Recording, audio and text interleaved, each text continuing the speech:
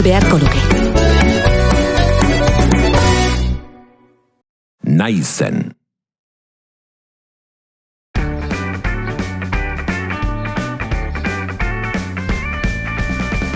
Ane pirata igerilekura joan da gaur.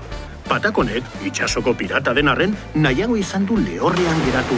Igerian ez delako oso ondo moldatzen. Baiatz egin irutxiri buelta segidan. Erakutsi nola egiten den hori, artista! Arrain bat ematen duzu uretan, Laia! Ez zaitut askotan ikusi igerilekuan, nortzara?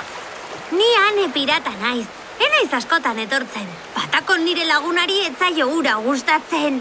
Bagu maiz etortzen gara, eta gurekin etor zaitezke aurrerantzean.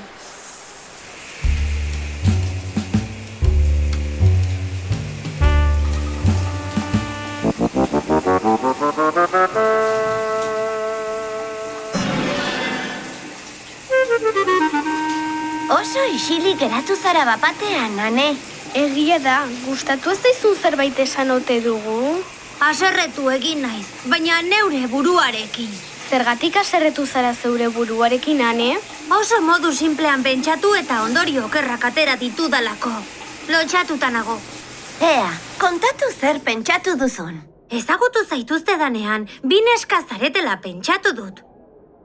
Dutxan harrituta geratu naiz Laiaren zakila ikusita, eta mutila dela pentsatu dut.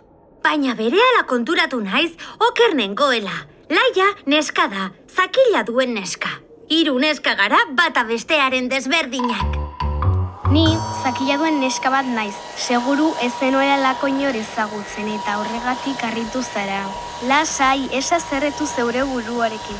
Seguru zehozer ikasi duzula gaur. Bai, ikasi dut badirela zakila duten neskak eta lua duten mutilak. Eta nik ikasi dut hile motza asko zerosoagoa dela.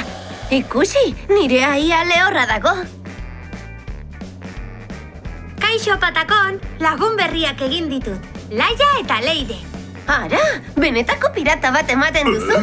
Eta benetako pirata bat naiz, nork esan du kontrakoa? Anek kontatu digu ez dakizula ondo igerian. Arraroa da pirata batek igerian ez jakitea.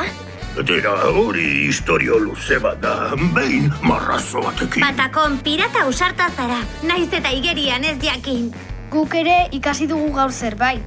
Pirata denek ez dakite igerian, akaso gehienek bai, baina ez denek. Eta pirata dira berdin. Aitzuri beldar jaio nintzen eta